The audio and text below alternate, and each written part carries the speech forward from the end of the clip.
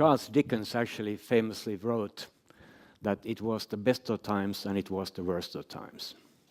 And I think that notion still describes our age very well. And for many of us in this room, it truly is the best of times. But for too many outside this room, it's the worst of times.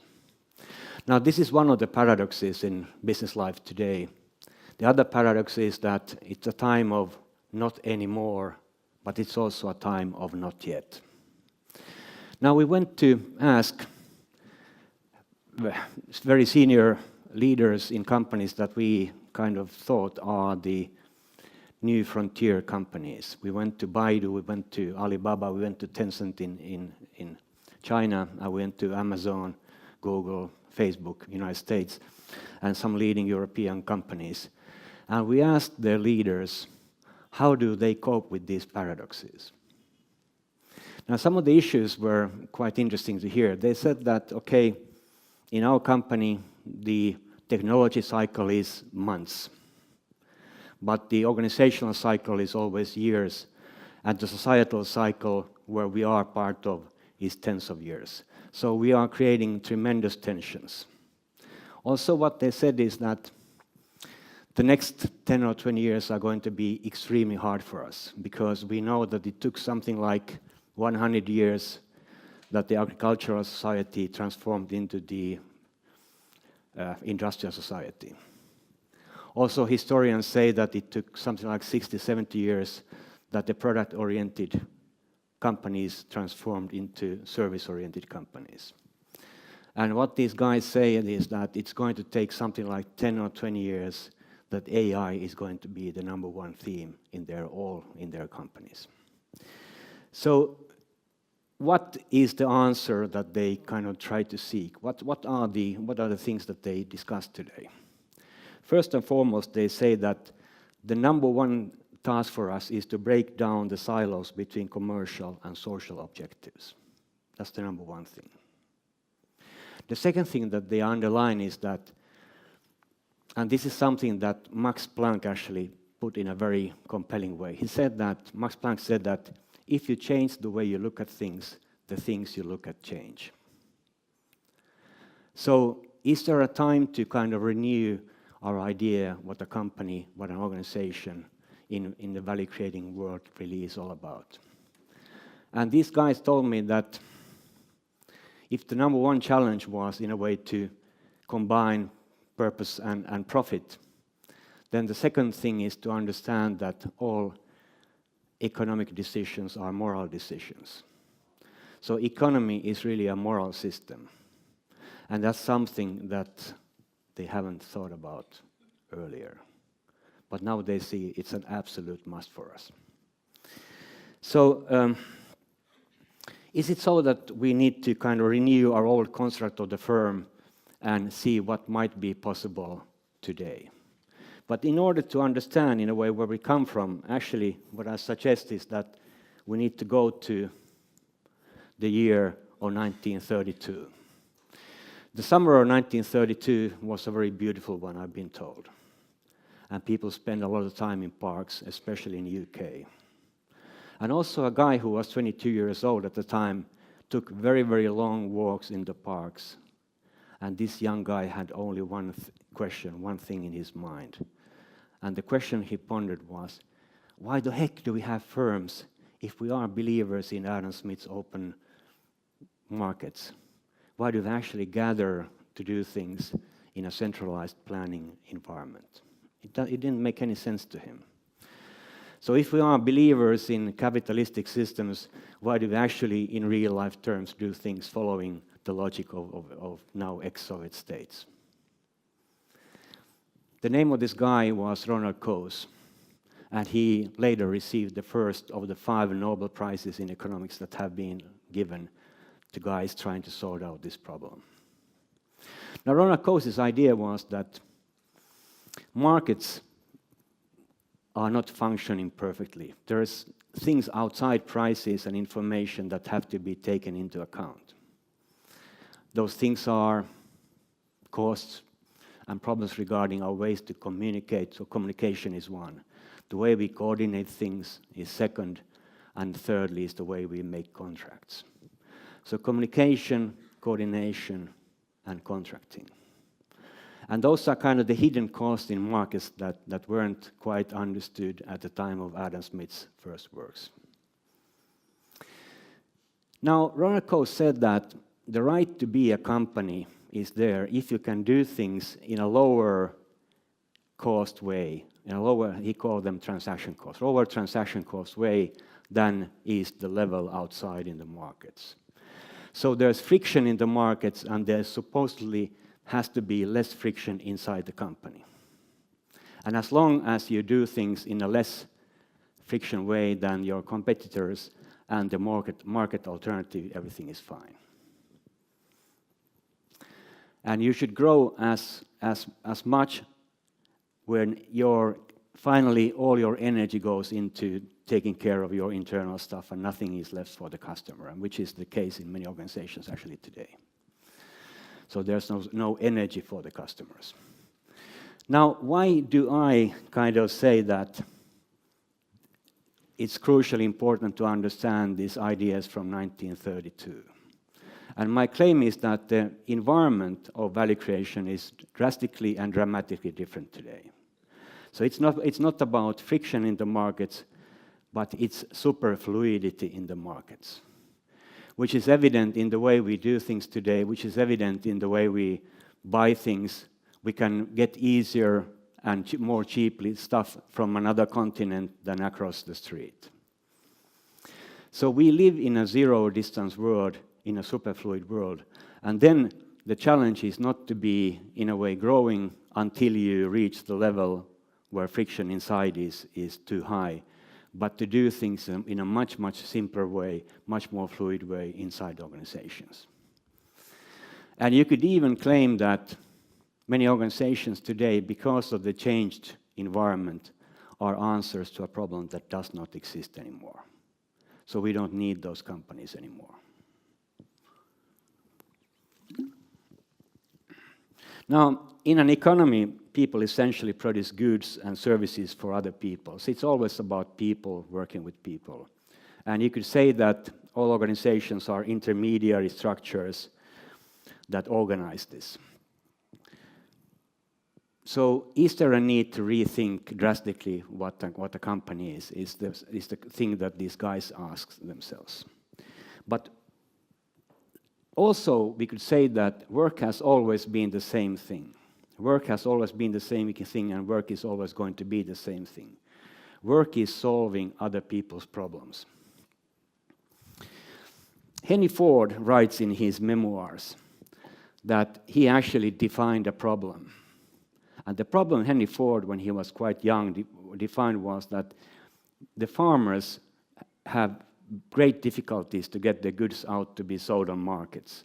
So how could Henry Ford help the farmers get goods out to towns? Now we know today that Henry Ford's solution to the problem that he had defined was such a brilliant one that there was a time when half of all the cars in the world were T-model Fords. So in that sense, it doesn't kind of surprise us that there are big players, the Googles and the Amazons today. It's part of the transformation that we're going through. Now, what happened as in a way, the logic that Henry Ford created was good for the customer, good for the consumer. As kind of services were put into products and the era of self-service, meaning the era of industrial era started, the price of those goods came down. So that what was earlier only possible for the very richest people now became possible for all. So it was a huge democratization of consumption. But of course, for the worker, this was not such a good deal, because what happened was that the worker became part of the main thing, the machinery that produced those cars or those products. So people became interchangeable parts of the machines of work. And of course, that kind of led also to our even still used thinking about competencies. Because, for example, if you were a baker before the time of the industrial era, you could bake bread.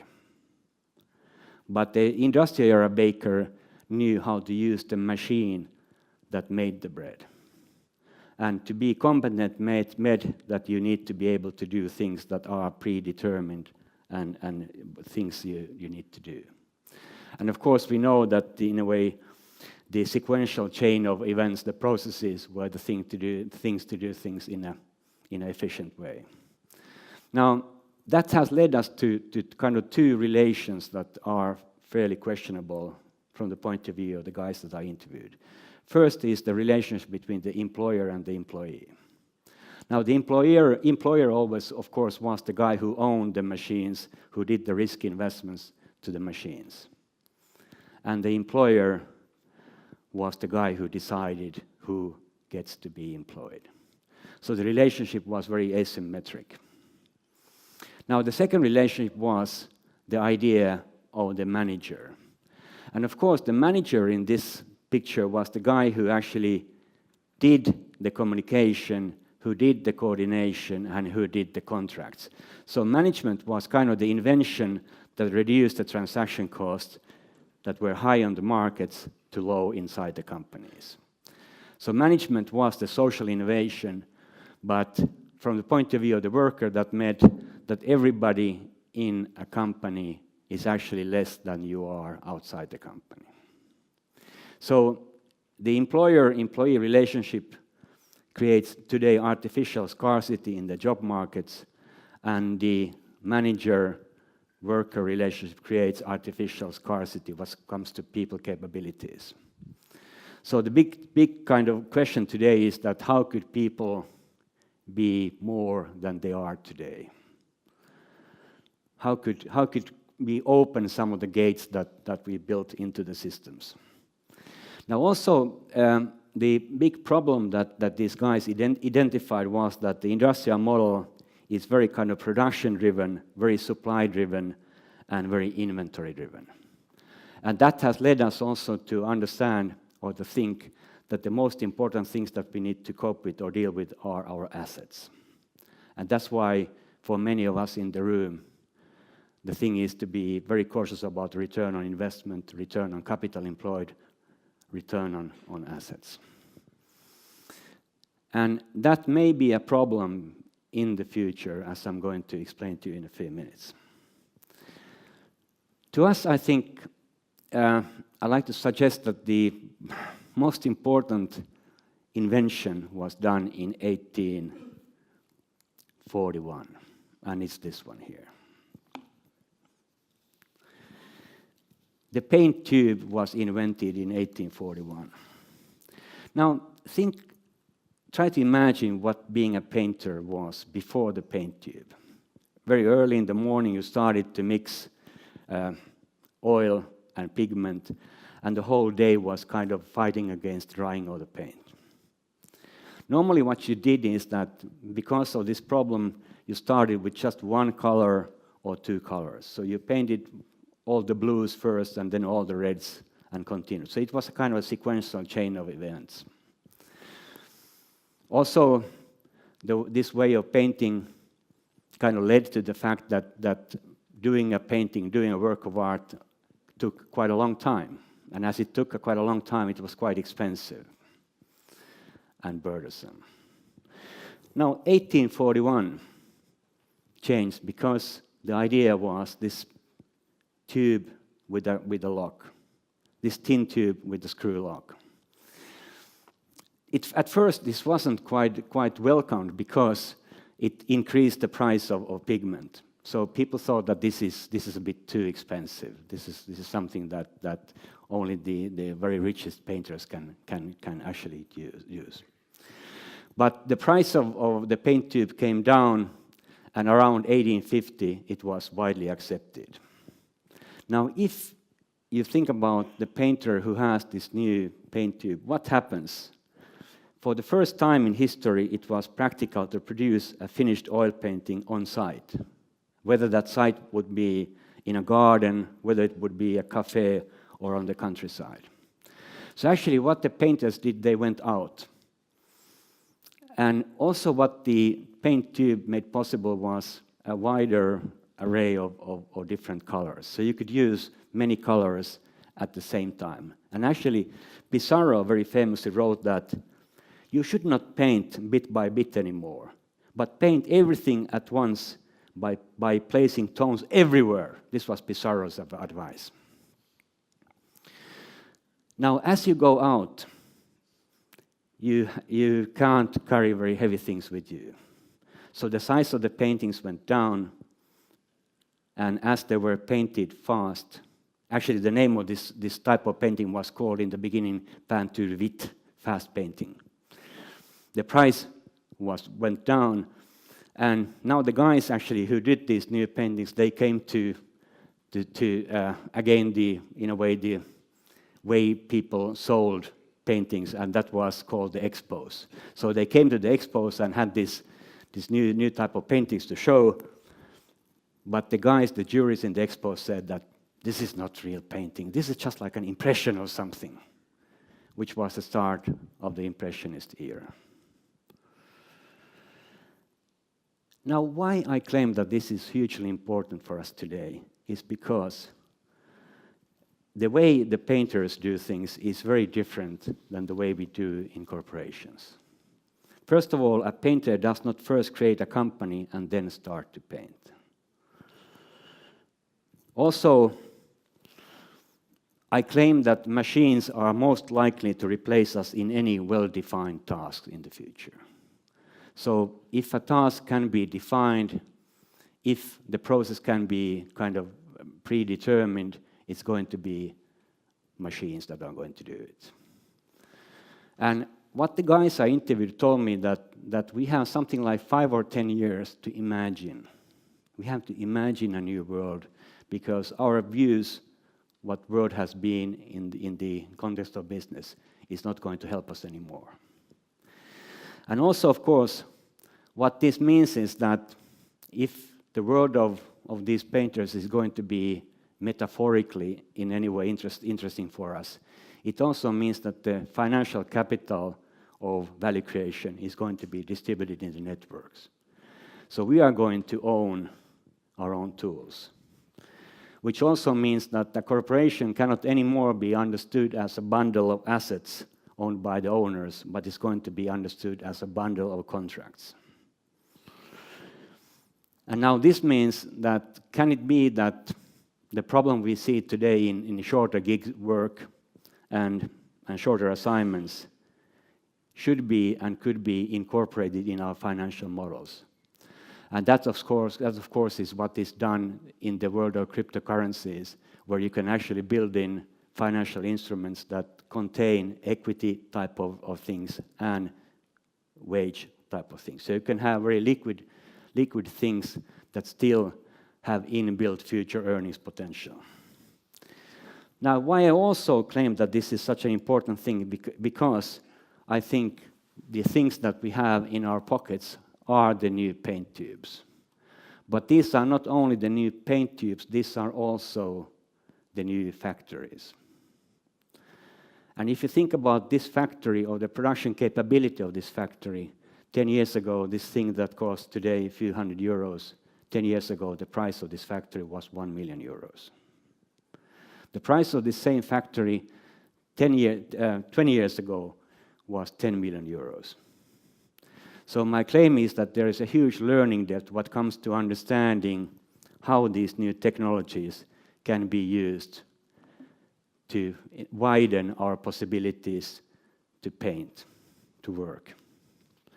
And of course, I see that the problem here is both that there's going to be work that is lost because of the work itself is wrongly planned. There's much work that human beings do that are never being kind of meant for human beings. And then there is the question of how we can imagine a world that is totally different. From the point of view of AI, then the question is that if we are transforming from the world of Henry Ford, which was generic problem definitions and generic answers, and understanding that there's a lot of problems that don't have a generic answer. So what if we are going towards a more contextual understanding of value creation? Meaning that the value is not inbuilt into a product, but the value is inbuilt into a process of defining the problem and solving the problem together with the customer. And now why I think AI is of such importance, because my capability to define things and my capability to solve things is always limited. But if I can connect with people who have done this before, if I can connect with people who did this and know about this, then work by default is exploration, both what comes to defining these problems and solving them. Then the most important questions are, who should I connect with? Who could help me? And I feel that the industrial era has left a tremendous kind of waste in society. The Teslas and the Audis are not something to be kind of proud about, because we use 44% those things in the whole duration of their lifespan. 96% they are not used. Offices are used today 40%. So there's a tremendous, in a way, possibility to do things in a much more efficient way, because what these guys told me that the climate crisis is going to be on top of us in just 3 or 4 years' time. So we need to define the problems in a much more kind of morally sound way than we ever been used to. So can it be that perhaps in the future it may not be meaningful to conceptualize work at all as jobs or even as organizational structures? Can it be that work will be described as complex patterns of interaction between interdependent people? So work is interaction between interdependent people, where we define things and solve them. Now, this kind of means that although there are huge problems, there are also huge opportunities. And of course, for us, it's a real problem because we are so used to thinking along the lines what business has always been and with what business then might be also tomorrow. But it's time to redefine. It's time to really take the words of Max Planck and say that if we change the way we look at things, the things we look at change. Thank you so much.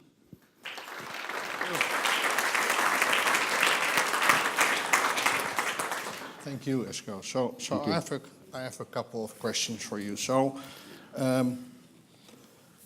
you spoke about this idea of asymmetric relationships between employer and employee.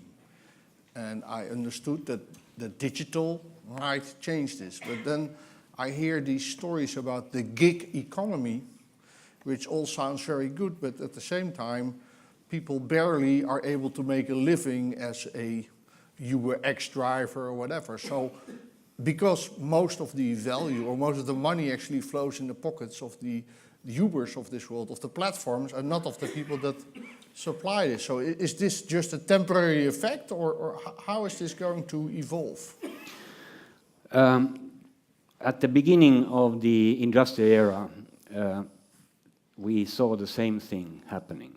And then it took something like 30, 40 years before the society kind of understood what's going on around, what's happening.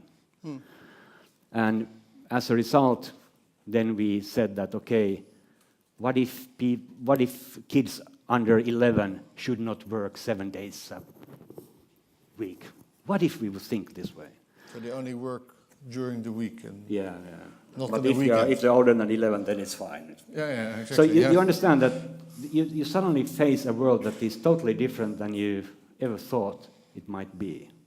And this is the situation today, that we don't have the social systems, we don't have the social security systems, we don't have the financial systems, because everyone in this room, I would guess, kind of is used to getting a paycheck every month. But what if the future is not getting a paycheck every month? What if I need to have the buffers? What if I need to have the systems? Okay, we are trying this out in Finland at the moment. And just to let you guys know, we are not believers in universal basic income. We are believers in universal basic assets.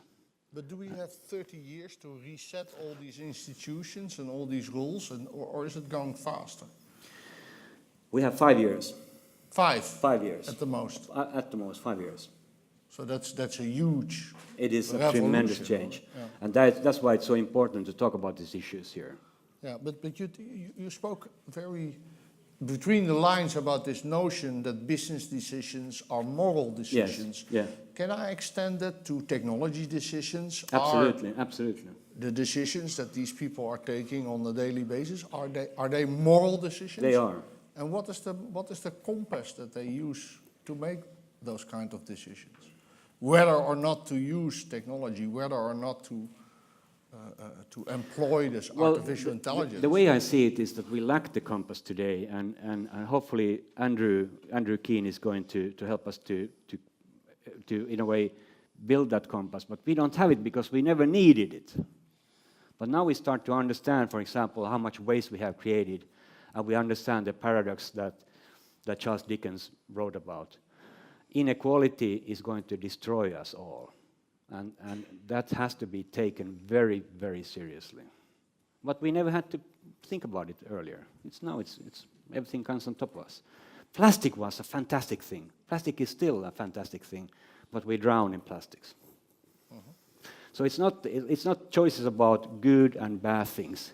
It's seeing when the good things turn into bad things. So what will happen to these tremendous, powerful companies, the Apple, the Google, the Facebook, the Amazons? What will happen to them? What will they look like in 10 years from now? Are they as powerful as they are now, more powerful or less powerful? What do you think? Well, at the moment they are thinking about these issues that we just opened more than anybody else. So this is on their agenda, and they are trying to find solutions before others. But if people in this room find the solutions, then you get an advantage. Okay, so that's the happiness advantage, or? You don't look very happy, but maybe that's your Finnish background. Okay. Well, thank you very much, Esko. Thank you so much. Thank you.